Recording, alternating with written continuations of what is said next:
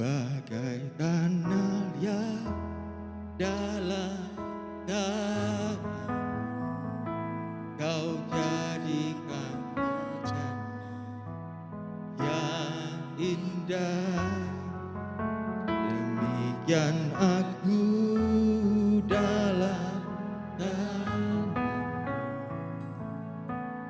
Ku sungguh berharga di matamu,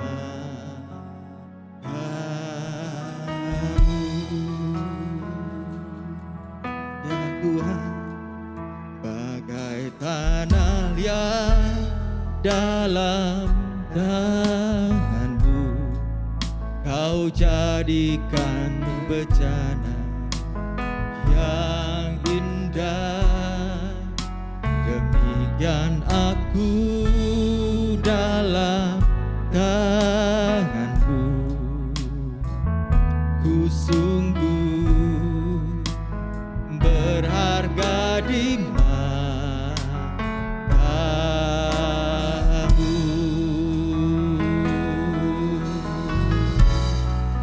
Engkaulah Tuhan, Kaulah penjuna. Kau memilihku dan membentukku dengan hidupku di hadapanmu. Ku nyatakan kemuliaanmu. Engkaulah Tuhan, Kaulah penjuna. Kau memilihku dan membentukku. Kau buatku hidup di hadapanmu untuk nyatakan kemuliaan.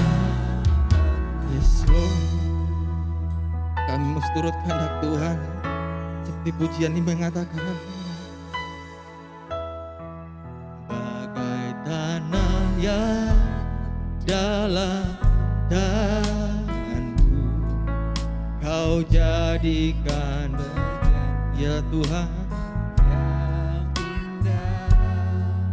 Demikian aku dalam tanganmu. Ku sungguh berharga di matamu.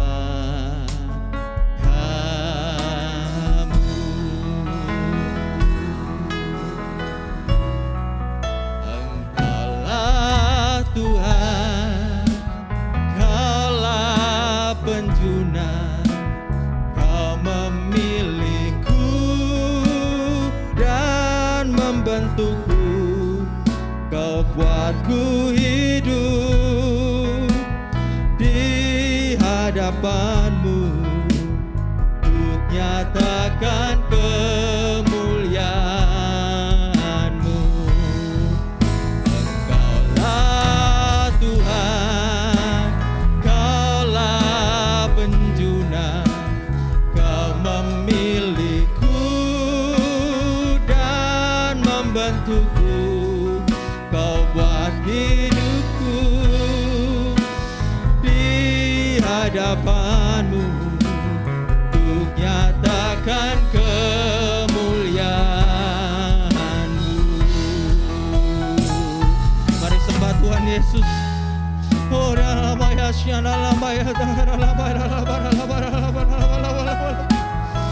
Ya Tuhan, ya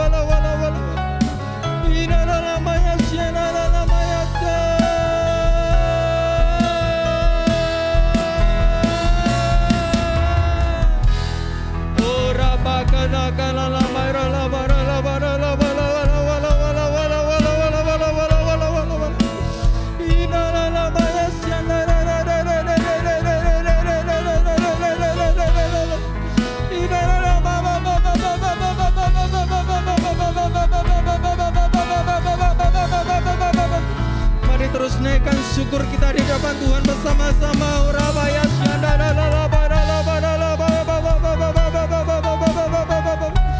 Oh, namanya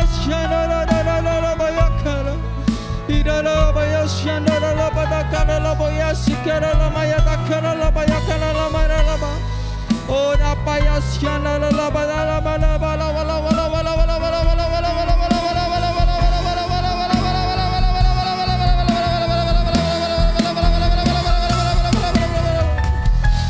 Oh, ya takana ya syana nama ya takana la ba ya takana mayas ina mama da da takana la ba ya takana la ba ya la ba la ba ya na ba ya sa ya ba da la ba ya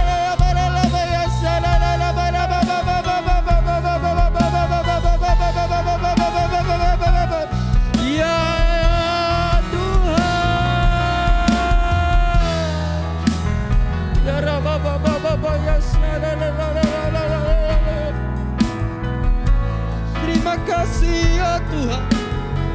Terima kasih Yesus. Ora bayar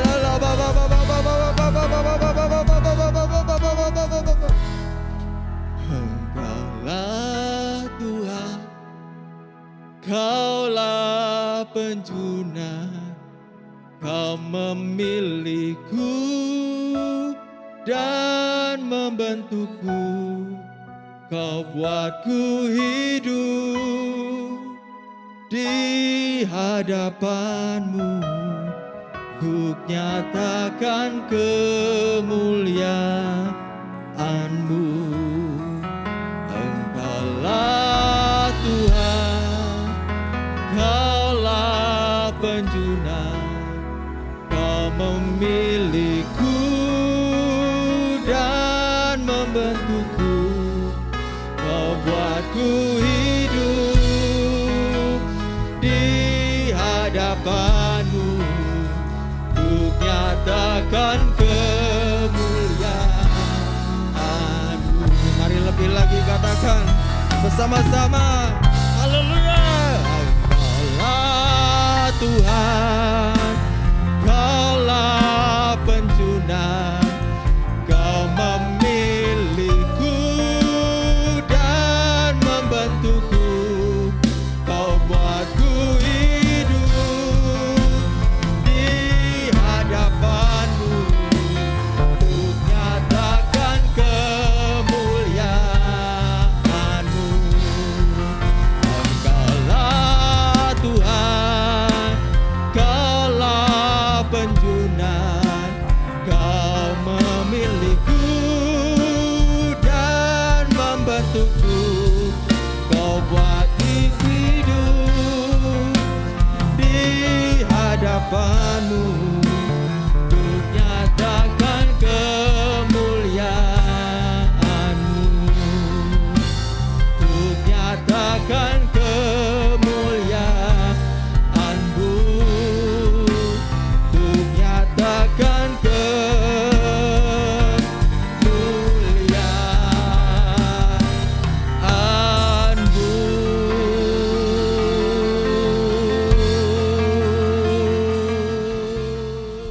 Haleluya.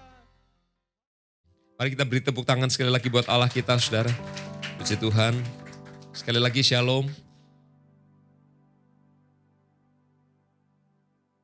Bapak Ibu, apa yang buat saudara dan saya ini kagum? Pasti beda-beda ya saudara. Apa yang buat kita ini, kalau kagum kan artinya saudara melihat sesuatu saudara, lalu kita berkata, wah luar biasa ya. Anda mungkin pergi ke satu tempat, Anda liburan, lalu Anda lihat satu pemandangan yang gak pernah dilihat. Laut yang bagus, laut yang biru, tebing yang keren gitu saudara ya. Atau gunung yang indah, Anda berkata, wah luar biasa. Ada ekspresi kekaguman keluar dari mulut kita. Ya. Nah, ketika saya dan saudara berkata, Yesus Engkau ku kagumi, apanya yang kita kagumi saudara? Apa yang saudara dan saya kagumi dari Tuhan? Ya, saya cerita saya duluan gitu ya saudara.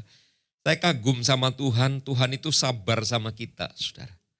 Coba seringkali saudara kalau Anda menghadapi orang, apalagi orang itu menyebalkan ya saudara. Anda kepengennya apa ya, orang itu diangkut dari bumi ini menuju surga cepet-cepet kan gitu. Ya, kita nggak mau ketemu orang itu. Ya, coba kalau kita pikirkan, kita balik nih saudara, sama Tuhan hubungan kita saudara. Kita mungkin ya menyebalkan juga tingkah laku kita di mata Tuhan. Ya, tapi Tuhan sabar, kita masih dikasih kesempatan sampai hari ini untuk terus memperbaiki hidup kita. Ya ada lagu itu tuh yang Pak Niko sering nyanyi saudara. For all my life you have been faithful, all my life you have been so good. Kalau tak pikir juga iya ya, Tuhan sama saya. Jadi saya kalau nyanyi lagu itu saya resapi, kenapa? Karena sepanjang umur hidup saya Tuhan itu memang betul-betul baik. Nah itu yang buat saya kagum sama Tuhan. Tuhan itu sabar. Ya, sekarang giliran Anda masing-masing, Anda renungkan apa ya yang bikin saya kagum sama Tuhan. Mungkin ada yang bilang, oh saya dikasih ini, dikasih itu, saya dapatkan berkat ini itu. Enggak salah saudara ya. Karena orang punya pengalaman pribadi masing-masing sama Tuhan. 2 minggu yang lalu saya menyampaikan yang namanya menjadi murid Kristus, dan saya dalam rangkaian ini saudara sedang mengajar kita untuk namanya mempelajari nilai. Katakan nilai saudara. Nilai itu apa ya? Nilai itu hal yang kita anut, sifat-sifat yang kita anut, kita pandang penting dalam kehidupan kita. Ya, itu namanya nilai untuk saudara dan saya kembangkan. Orang tua pasti ngajarin anaknya, ya. Nah, kalau makan jangan kecap-kecap. Itu kan sebuah hal sederhana, tapi itu nilai, ya. Kalau makan lalu ngecapnya sampai bunyi, itu enggak baik, saudara, menurut kita. Tapi ada budaya tertentu kalau Anda makan harus ngecap. Itu menandakan Anda menghormati tuan rumah yang sudah masak buat Anda, saudara, ya. Ada gitu saudara, ya macam-macam. Itu namanya nilai. Nah kalau buang sampah jangan sembarangan, itu nilai Bapak Ibu. Ya, nah sebagai murid Kristus, saya dan saudara juga diajari nilai-nilai. Nah nilai itu kita anut terus, kita pegang menjadi kehidupan kita nanti.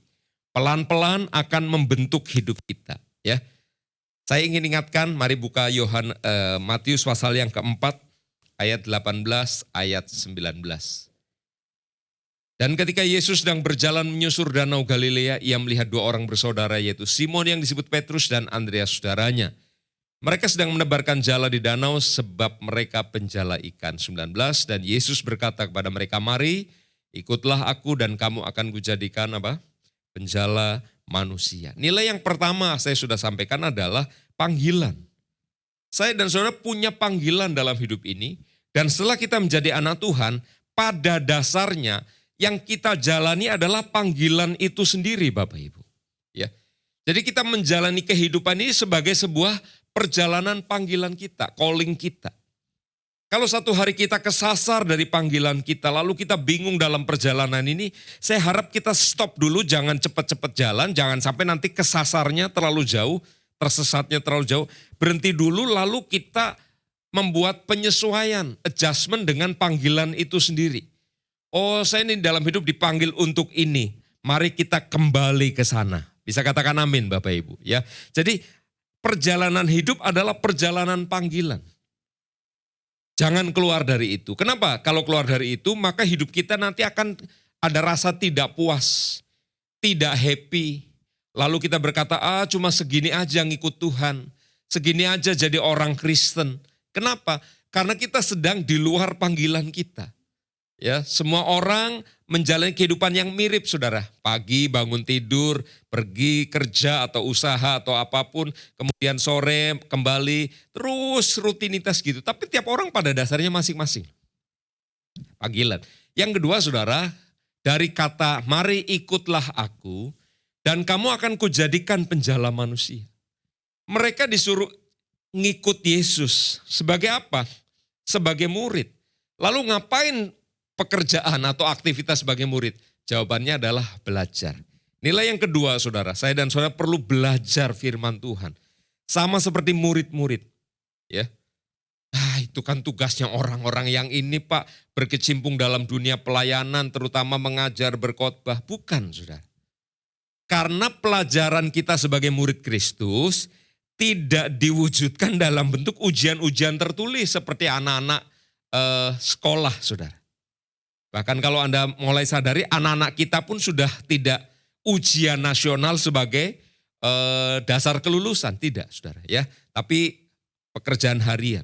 Nah, ujian dan prestasi saya dan saudara di hadapan Tuhan itu ada dalam kehidupan sehari-hari. Sebagai suami, sebagai istri, sebagai anak, sebagai orang tua, sebagai karyawan, sebagai bos, sebagai apapun, itulah kehidupan kita. Nah, ketika kita menjalani itu, kita perlu belajar. Karena ini nilai sebagai murid Kristus. Sekali lagi katakan belajar, saudara. Ya, kita perlu belajar. Apa yang saya pelajari, Pak? Ya bagaimana kita mengendalikan diri, bagaimana menumbuhkan buah roh, bagaimana kita mengikuti apa yang Tuhan sampaikan. Ya, banyak sekali nilai di dalam kerajaan sorga. Menghormati orang lain, memaafkan orang lain, bagaimana kita tidak menyayangkan diri, menyayangkan nyawa kita sendiri, itu adalah sebuah pembelajaran yang terus menerus dan terus menerus. Ya, jadi belajar. Kalau orang tidak belajar, orang tidak ngerti firman, maka firman itu seperti benih di pinggir jalan yang diambil oleh si jahat lalu hilang. Gejalanya namanya lupa. Ingat nggak khotbah? Ingat nggak firman? Apa ya lupa? Nah, ketika orang lupa sebetulnya diambil oleh si jahat. Yang ketiga hari ini kita pelajari, saudara, di ayat 19.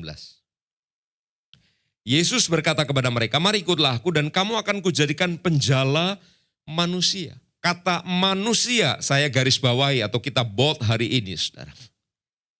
Nilai yang ketiga adalah Tuhan Yesus itu sangat menghargai yang namanya manusia. Ya.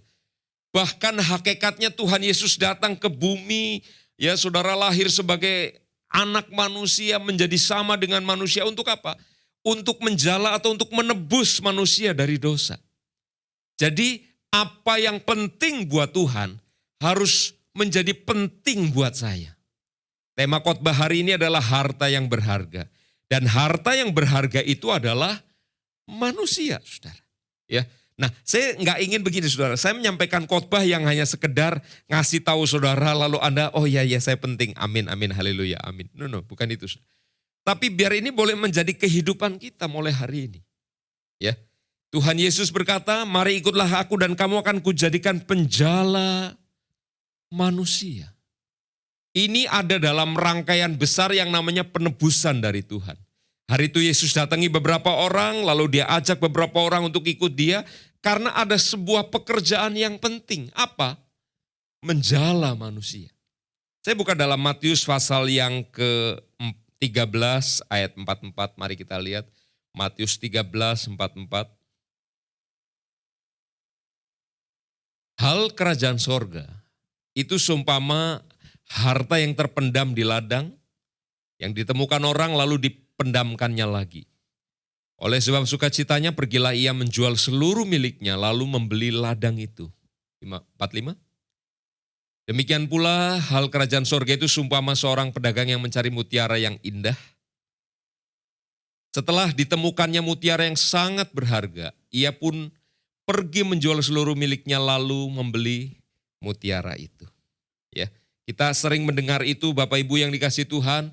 Lalu kita punya semacam kesimpulan atau kita pernah mendengar khotbah dari sebuah sudut pandang bahwa harta yang mahal itu, ya, bahwa mutiara yang sangat berharga itu adalah Tuhan dan hubungan dengan Tuhan.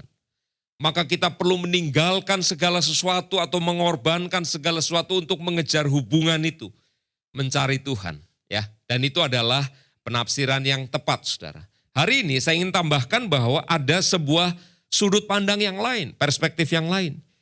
Bahwa mutiara yang berharga itu, harta yang terpendam itu adalah manusia. Saya dan saudara. Coba direnungkan sebentar, saudara. Ternyata saya dan saudara di mata Tuhan, kita ini dilihat sebagai harta yang terpendam. Yesus memberikan perumpamaan yang sederhana, toh. Orang lagi jalan, saudara, lalu dia melihat ada sebuah hal, lalu ternyata itu harta yang terpendam, ya. Lalu dia korek-korek, oh ini sangat berharga. Dia nggak ambil, lalu dia tutup lagi, lalu dia cari tahu siapa yang punya ladang itu. Oh si Pak Bejo misalnya. Lalu dia cari Pak Bejo, dia kumpulkan semua uangnya, lalu dia mulai tawar. Pak Bejo itu ladangnya bagus, ya sumber airnya saya lihat bagus, tanahnya subur, boleh nggak saya beli? Ya, mungkin Pak Bejo kasih harga tertentu, lalu dia tawar dan akhirnya terjadilah barter atau jual beli itu. Saudara. Ayat 44 boleh perlihatkan 44. Jadi kerajaan sorga itu seperti orang yang menemukan itu. Bapak Ibu, ketika manusia jatuh ke dalam dosa, maka manusia itu sepertinya hilang, saudara, di hadapan Tuhan. Tuhan Yesus datang ke dunia ini untuk mencari. Kalau Anda ingat-ingat saudara, Tuhan Yesus itu adalah Tuhan. Filipi pasal yang kedua saudara, dia kosongkan dirinya, ayat 5, 6, 7, 8. Dia kosongkan dirinya, dia nggak nganggap kesetaraan dengan Allah sebagai milik yang harus dipertahankan. Dia turun ke dunia, dia kosongkan lalu menjadi sama seperti manusia. Untuk apa sih pengorbanan yang sebesar itu? Kalau seorang direktur, saudara, direktur nih ya, level yang tinggi di perusahaan, lalu dia ketemu sama stafnya, lalu stafnya kebetulan temennya datang ya saudara, lalu ngobrol sebentar, lalu Pak Direktur ini pergi ke pantry, lalu bikinin kopi buat anak buahnya dan temennya itu. Wah, itu kerendahan hati yang luar biasa. Saya nggak tahu apakah ada yang pernah melakukan itu seorang direktur. Yesus adalah Allah yang menjadi manusia sama dengan makhluk yang dia ciptakan. Itu adalah kerendahan hati yang jauh lebih rendah, saudara. Yang nilainya lebih tinggi daripada direktur yang bikinin kopi buat teman dari anak buahnya. Itu jauh, saudara. Karena dia adalah Allah. Tapi Tuhan Yesus lakukan itu, kenapa? Karena manusia ini berharga di mata Tuhan. Ya, manusia ini berharga di mata Tuhan. Jadi mari, siapa itu manusia? Ya, kita yang ada di ruangan Zoom ini, saudara yang ada di YouTube, saudara, dan setiap kita yang mendengarkan khotbah ini, saudara, Anda dan saya adalah orang yang berharga di mata Tuhan. Bisa bilang amin, saudara. Makanya Tuhan gak mau setelah kita jadi anak-anaknya, kita ini menjadi rusak. Tuhan gak mau itu. Ya, Tuhan akan jagai kita. Nah, bagaimana cara menjaganya? Ingat ketika murid-murid pertama, saudara, gereja mula-mula ketika mereka jadi anak-anak Tuhan, mereka terima Yesus di hari Pentakosta. Maka mereka dikatakan bertekun dalam pengajaran rasul-rasul. Buat apa sih mereka bertekun dalam pengajaran rasul-rasul? Supaya mereka itu dijagai oleh firman dan tidak menjadi rusak setelah jadi anak-anak Tuhan. Saudara, kenapa kita sering dengar firman Tuhan? Baca Alkitab, didorong. Saya mendorong saudara baca Alkitab, dengar firman Tuhan. Ibadah seperti ini. Sebetulnya itu semua menjagai kita supaya tidak dirusak oleh dunia ini. Karena kita sebelumnya berasal dari dunia, maka kita ini rentan, saudara. Mudah sekali, ya. Mudah sekali apa ya, kalau istilah gelas itu fragile, saudara. Fragile. Kita ini mudah sekali pecah, mudah sekali tergoda oleh dunia ini. Dan Tuhan ingin menjagai kita supaya itu tidak terjadi dengan cara firman Tuhan itu terus. Dari pihak saya dan saudara, kita harus punya nilai yang kedua namanya belajar. Belajar, saudara. Belajar firman, berusaha ngerti, belajar firman, berusaha ngerti apa ini Tuhan. Tanya sama Roh Kudus, tanya sama orang yang membimbing kita, saudara. Supaya kita mengerti. Ya, hari Kamis jam 12 siang saya tampilkan acara namanya Ngopi. Ada pertanyaan-pertanyaan yang saya jawab dengan cukup singkat, saudara. Supaya kita apa sih? Belajar. Ya, karena itu sesuatu nilai yang saya dan saudara harus lakukan. Ya, jadi kita sebagai murid-murid Kristus kita belajar. Dan ingat yang ketiga, saudara, kita sebagai manusia, sebagai jiwa-jiwa yang sudah diselamatkan, Tuhan itu ingin menjagai kita. Khotbah tentang misalnya mengampuni, itu bukan buat orang lain tapi buat kita sendiri. Khotbah tentang jagalah kekudusan, itu bukan buat orang lain tapi buat diri kita sendiri. Semua khotbah, saudara, untuk supaya Tuhan itu menjagai hidup kita. Bisa bilang amin, saudara. Dan ada banyak, saudara, berbagai firman yang dimaksudkan Tuhan untuk membuat kita ini ada di dalam lingkup namanya perlindungan Tuhan. Jadi jangan dipikirkan begini ya saudara. Kalau saya dan saudara jadi anak Tuhan lalu semuanya beres. Coba saudara sebagai orang tua punya anak. Semua yang Anda bisa bereskan, Anda bereskan.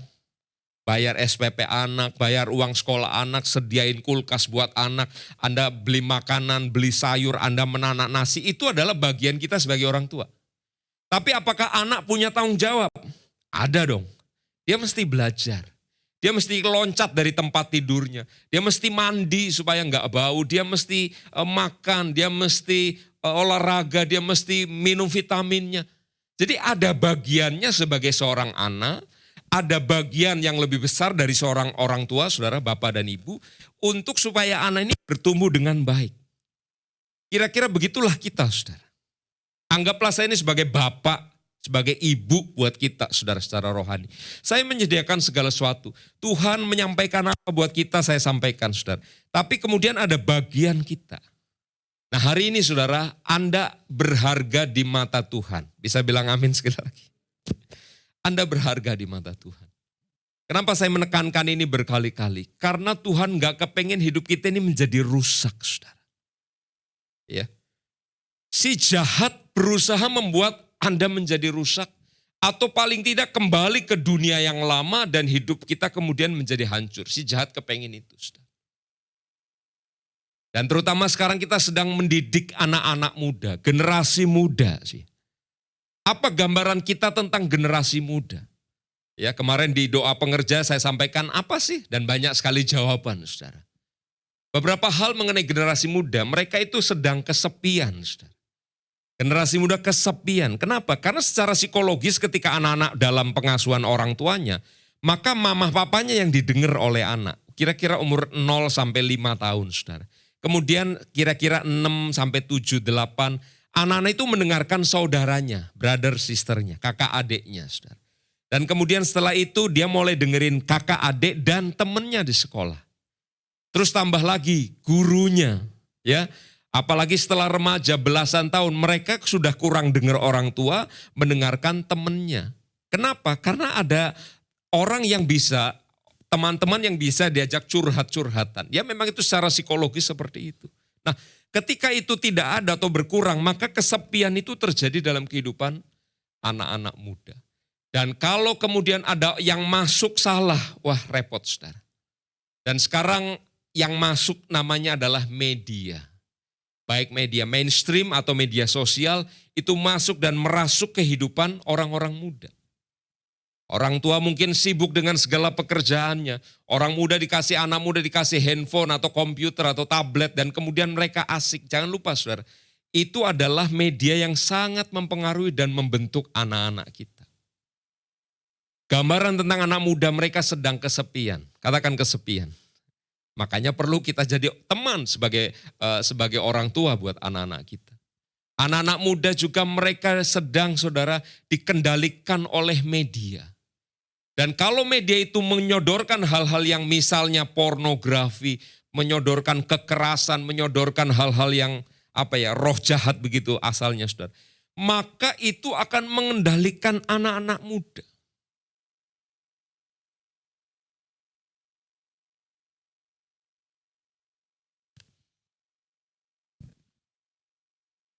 Games, ya, apa saja semua aplikasi yang ada di sana itu mulai mempengaruhi bahkan menguasai dan itu sangat berbahaya, saudara. Orang kalau tidak kenal Tuhan maka hidupnya secara umum akan diikat oleh iblis, ya. Pak, tapi saya lihat nggak banyak Pak orang yang kesurupan kayak dirasuk iblis dan sebagainya. Betul, saudara. Tapi secara ideologis termasuk melalui media tadi saudara. Iblis memakai itu untuk mempengaruhi anak-anak. Ya, orang-orang termasuk orang tua juga ada sih saudara. Dan hidup yang jauh dari Tuhan, iblis mulai terus menjerat. Akhirnya orang ada dalam posisi apa? Putus asa. Minggu lalu Pak Hutama sampaikan jangan sampai ada yang putus asa. Karena kalau orang sudah putus asa, asanya putus, nggak ada harapan. Lalu orang kepengen itu bunuh diri karena roh jahat mempengaruhi juga untuk masuk di sana. Jadi mari saudaraku yang dikasih Tuhan, keadaan itu adalah keadaan yang real nyata di dalam kehidupan kita. Tuhan memandang kita ini berharga. Sehingga Tuhan Yesus rela tinggalkan segala sesuatu. Ya, ini digambarkan, ini kan penggambaran, perumpamaan saudara. Orang itu menemukan harta lalu dia jual semuanya, lalu dia ketemu orang itu lalu dia beli ladang itu. Atau ada pedagang yang mencari mutiara, dia cari. Dan setelah menemukan maka dia jual semuanya. Di ayat yang ke-16. Ayat 16. Ayat 46. Setelah ditemukan mutiara yang sangat ia pun pergi menjual seluruh miliknya lalu membeli mutiara itu. Nanti Anda googling ya, cari di Google saudara. Mutiara yang paling mahal di dunia itu nilainya sekitar 169 miliar saudara. Ya, punyanya Elizabeth Taylor, itu yang dibeli langsung gitu. Tapi kalau yang sudah dilelang nilainya jauh di atas itu ya. Punya kerajaan-kerajaan ada yang dilelang nilainya di atas 500 miliar. Kalau sekarang bentuknya mungkin kayak koin gitu ya. Kalau Anda main di cryptocurrency saudara. Kalau sudah ketemu yang mahal semuanya dijual untuk beli ini. Ya. Ada pedagang yang mencari mutiara yang sangat, dan ketika dia menemukan yang sangat berharga, dia pergi menjual seluruh miliknya. Lalu dia membeli itu. Itu gambaran apa? Gambaran siapa? Itu adalah Yesus. Dia tinggalkan semuanya untuk apa saudara? Supaya saya dan saudara bisa dimiliki oleh Dia. Ingat itu saudara. Supaya saya dan saudara dimiliki oleh Tuhan Yesus. Tuhan pengen memiliki saya dan saudara. Dan karena kita adalah barang yang sangat mahal. Ingat itu. Kita digambarkan mutiara yang sangat mahal. Pak Utama kalau beli mutiara harganya 200 juta. Itu pasti wadahnya bukan wadah plastik kayak gini Pak. Ya. Mungkin wadahnya sendiri harganya sudah 20 juta saudara. Itu pasti ditaruh tempat yang terbaik. Ya, di tempat yang paling aman saudara. Itu sudah gambaran yang sederhana yang bisa kita miliki. Kalau beli barang harganya 3.000 perak ya, cabai saudara, bungkusnya koran bekas lalu diuntel-untel dikasih sama ini Bu 3.000 cabai ya. Ya sudah Anda juga terima dengan baik. Tapi kalau Anda beli nggak usah mutiara lah. Anda beli emas ya, batangan 5 gram saudara. Dikasih koran bekas lalu dikasih, Anda pasti tersinggung. Besoknya Anda beli itu toko semuanya saudara. Ya, karena Anda marah dengan itu. Tuhan Yesus Dia membeli saya dan saudara, lalu kita ditempatkan di satu tempat namanya gereja lokal. Gereja adalah tempat yang aman untuk orang-orang yang sudah ditebus oleh Tuhan ada di dalam sini. Lalu Tuhan berikan namanya 5 jawatan, ada nabi, ada rasul, penginjil, gembala, pengajar atau guru saudara. Supaya yang berharga ini bisa dipelihara. Gimana cara peliharanya? Firman tadi. Lalu diajarkan mengenai Roh Kudus, lalu orang-orang terima Roh Kudus ya supaya bisa ngalamin terus kepenuhan Roh Kudus, diberdayakan oleh Roh Kudus dan sebagainya. Buat apa firman dan Roh Kudus yang terus diajarkan dan bekerja? Lihat saya saudara.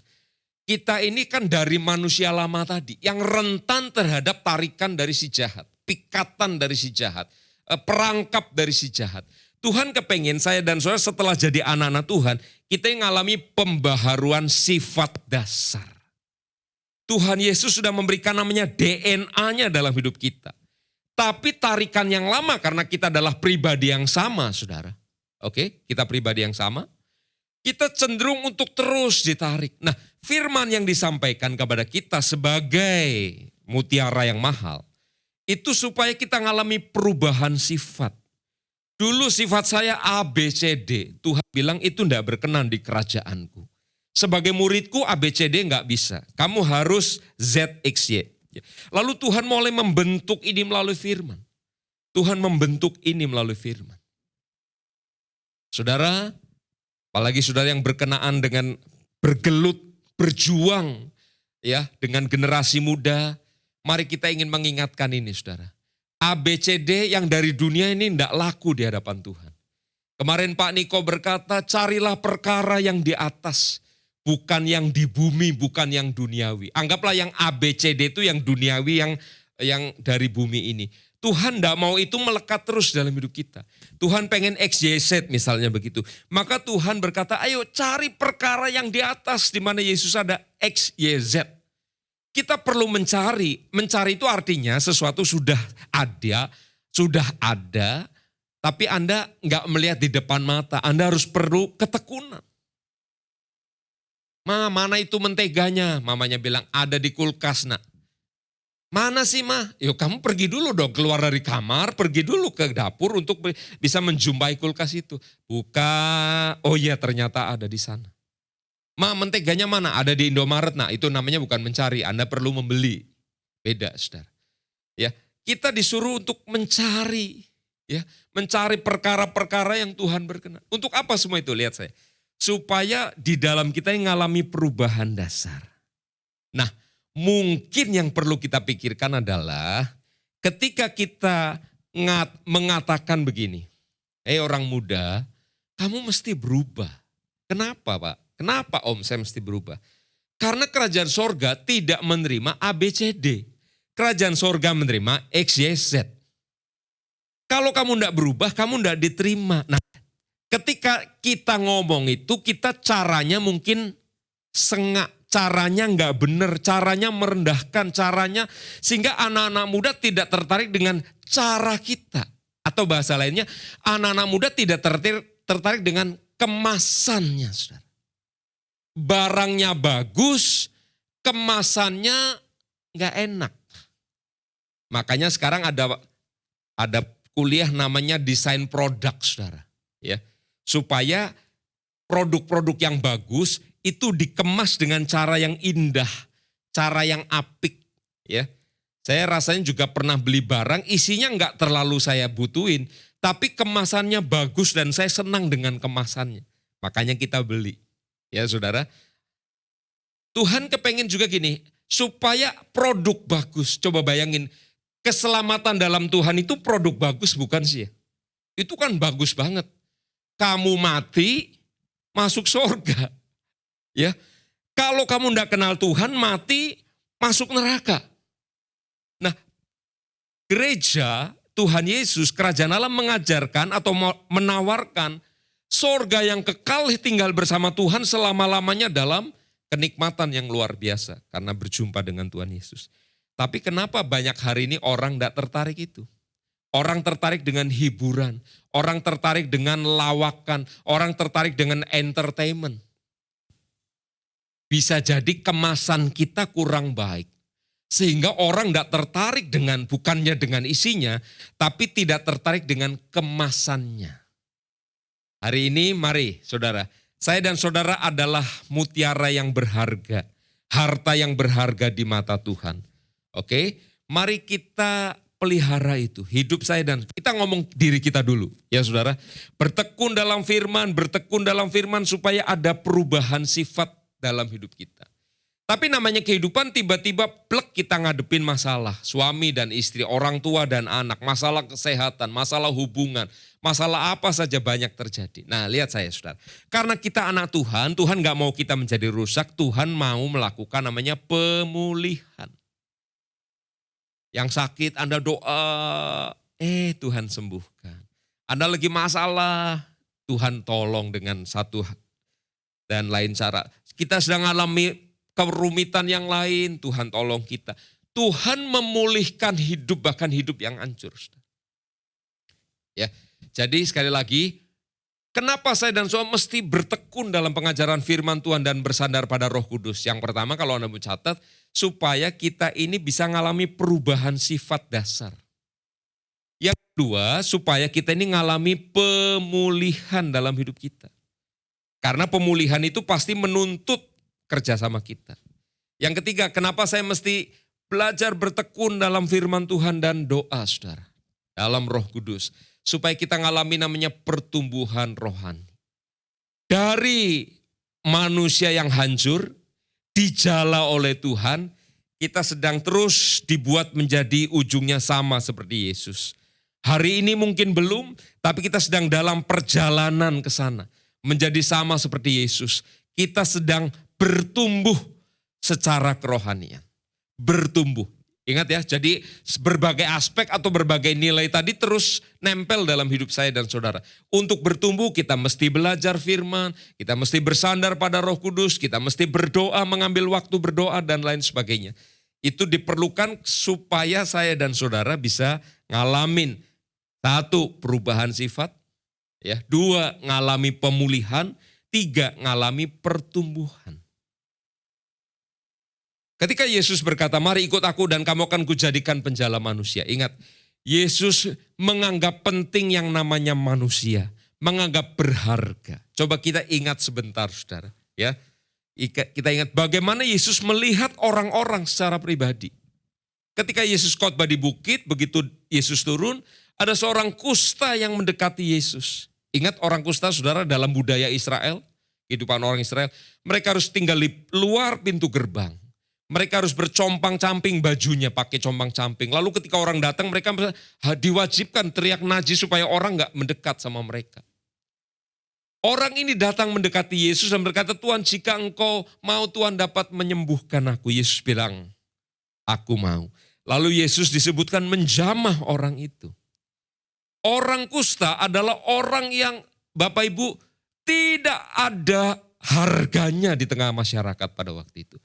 Orang kusta adalah orang yang tersingkirkan dari masyarakat. Tapi lihat saya, dengar saya baik-baik saudara. Dia adalah juga orang yang berharga di mata Tuhan saudara. Yesus berkata, aku mau.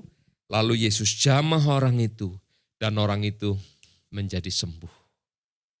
Kenapa bisa gitu? Yesus sedang kasih contoh kepada murid-murid yang ngikutin dia. Orang kusta adalah orang yang berharga di mataku. Di mata Tuhan. Ketika murid-murid sedang pergi ke kota Sikar untuk mencari saudara makan siang mereka. Yesus nunggu di tepi sebuah sumur. Lalu seorang wanita datang. Apakah Yesus tahu wanita itu? Tahu. Yesus tahu enggak reputasi wanita itu? Tahu. Ketika Yesus nanya, coba panggil suamimu, itu hanya sekedar Yesus ingin tahu wanita ini gimana reaksinya. Lalu nanti bilang, maaf Tuhan, aku enggak punya suami. Aku udah tinggal punya 5 suami, udah enggak tahu bagaimana. Sekarang orang ke-6 tidak menikah. Kami tinggal sama-sama. Yesus bilang, kamu ini benar ngomongnya. Ya. Lalu wanita itu menjadi heran dan sebagainya. Wanita ini adalah wanita yang enggak punya reputasi di kampungnya, saudara. Orang memandang rendah dia. Oke, orang memandang rendah dia. Dia sampai cari jam 12 siang kata Yohanes, saudara. Jam 12 siang itu panas banget, saudara. Oke, di Timur Tengah apalagi negara 4 musim, saudara. Dia cari air jam 12 siang demi menghindari orang, tatapan mata orang. Ya, orang sekalipun orang berdosa, Bapak Ibu, nggak suka ditatap dengan cara yang dipandang rendah. Dia mendingan gak ketemu orang, lalu dia cari itu. Dengar, wanita berdosa tanpa reputasi di mata Tuhan Yesus adalah wanita yang sangat berharga. Yesus ketemuin orang ini, Yesus cerita mengenai siapa Mesias dan pengharapan Israel. Orang ini percaya dan diselamatkan. Dan hari itu dia tidur malam sebagai seorang yang memenangkan satu kota, seorang revivalist dari kota Sikar. Wanita berdosa, orang kusta, mereka berharga di mata Tuhan. Ada juga seorang pria yang berdosa, saudara. Yang ngumpulin banyak uang dan menjadi orang kaya. Jadi orang kaya yang berdosa namanya Zakeus. Satu hari dia pengen denger Yesus, dia sudah denger Yesus maksud saya. Lalu dia pengen ketemu Yesus. Jadi dia pikir nanti kalau satu hari Yesus deket-deket sini, saya mau pergi. Dan entah kenapa saudara hari itu Yesus lewat di kota Yeriko. Dari Yudea itu bayanginnya gimana ya? Dari Yudea di Danau Galilea, saudara, untuk pergi ke provinsi Yudea itu ada banyak jalur. Tapi Yesus memilih jalur kota Yeriko, lewat kota Yeriko. Kenapa Yesus lewat kota Yeriko? Yesus pengen ketemu sama orang berdosa bernama Zakeus. Dan ketika Zakeus dengar, ada Yesus. Ya, lalu dia siap-siap dan dia lihat, wah ternyata banyak orang di kota itu juga mengharapkan ketemu Yesus, ngelihat Yesus. Dia lari dan Anda tahu dia naik sebuah pohon, dia cuma kepengen lihat Yesus. Tapi dengar saya saudara, Yesus tahu hati orang berdosa bernama Zakeus. Ketika Yesus lewat di depannya, lalu Yesus panggil Zakeus untuk turun dan menerima dia. Apa artinya Bapak Ibu? Zakeus yang dipandang sebagai orang berdosa untuk budaya Israel waktu itu sebagai pemungut cukai, kepala pemungut cukai. Itu di mata Tuhan Yesus juga adalah orang yang berharga. Makanya Yesus datangi dia. Dan Yesus katakan kalimat yang sangat terkenal di rumahnya Zakeus setelah mereka makan, saudara. Sebab anak manusia datang untuk mencari dan menyelamatkan yang hilang. Zakeus yang hilang itu juga berharga di mata Tuhan Yesus. Anda masih pengen contoh yang lain? Ada orang di Gerasa yang dirasuk oleh roh jahat. Mereka orang-orang di Gerasa menghindari orang itu. Dan siapapun akan menghindari. Kalau saudara lewat ke Gerasa hari itu juga Anda pasti akan pilih jalan yang lain selain orang di mana orang itu berada, saudara. Tapi Yesus nyebrang danau, menghadapi resiko kematian di tengah laut, di tengah danau itu saudara. Sampai muridnya kan bilang, kenapa Tuhan enggak bangun, kita mati semua. Yesus ketemuin hanya satu orang. Jawabannya hari ini saudara. Karena orang itu pun manusia yang berharga di mata Tuhan. Bisa katakan amin saudara? Itu yang buat kita harusnya kagum sama Tuhan. Coba kalau Anda ngadepin orang yang nyebelin saudara. Anda hitung dalam hati 1, 2, sekali lagi aku gak mau tolong dia. Ya. Sekali lagi aku gak mau terima teleponnya. Sekali lagi aku blok ini teleponnya. Kenapa? Ya kita punya hitungan kan 3, 1, 2, 3. Tuhan sepertinya hitungannya panjang banget saudara. Orang-orang itu berharga di mata Tuhan. Termasuk saya dan saudara juga berharga di mata Tuhan. Mari hari ini saudara, kita tanya dulu nih, oh ternyata saya berharga di mata Tuhan. Dan jangan lupa, nanti orang lain di luar sana pun berharga di mata Tuhan. Setelah kita ngalami perubahan hidup, setelah kita diberkati oleh Tuhan, dipulihkan oleh Tuhan, kita juga terus-menerus bertumbuh di dalam Tuhan, maka Tuhan nanti saudara akan utus kita keluar, pergilah jadikan semua bangsa muridku. Kita oleh usaha orang lain, kita didoain sama orang, kita dipuasain sama orang, kita dibimbing oleh orang lain. Sehingga kita bisa bertumbuh. Ada orang yang berusaha, berupaya buat kita. Nanti Tuhan ingin memakai hidup kita untuk menjadi berkat buat orang lain. Ya saudara, Tuhan kepengin, lihat saya saudara, orang-orang yang berharga di luar sana pun menjadi murid Tuhan Yesus. Bisa bilang amin saudara? Dan untuk zaman sekarang saya pakai istilah perjuangan. Untuk mendapatkan generasi Yeremia, yang apa itu cirinya itu? Dipenuhi Roh Kudus, cinta mati-matian sama Tuhan. Lalu apa? Tidak kompromi sama dosa. Lalu bergerak memenangkan jiwa. 4 kriteria ini adalah kriteria yang berlawanan dari kondisi yang sekarang. Banyak anak muda yang depresi, kesepian, terikat, diikat oleh seksual dan sebagainya, oleh seks. Itu semua bertentangan dengan 4 hal itu tadi, saudara. Saya dan saudara perlu berjuang, amin. Kita bukan cuma melakukan tindakan-tindakan lemah dan kecil, saudara, tapi kita mesti berjuang. Pelayanan yang Tuhan berikan kepada kita namanya Roh Kris itu adalah salah satu pelayanan yang paling tepat untuk kita berjuang di sana. Ya, jadi mari kita berjuang melalui itu. Ya. Karena tidak ada peperangan perjuangan yang gampang, maka kita perlu mengerahkan semua tenaga dan keahlian kita. Saya minta mari ayo kita semua komponen di gereja lokal ini, kita berjuang. Salah satunya ya, melalui Roh Kris, tentu ada pelayanan yang lain. Cool, Youth, JC, Sekolah Minggu, itu adalah medan-medan perjuangan kita untuk mendapatkan anak muda dengan 4 kriteria tadi.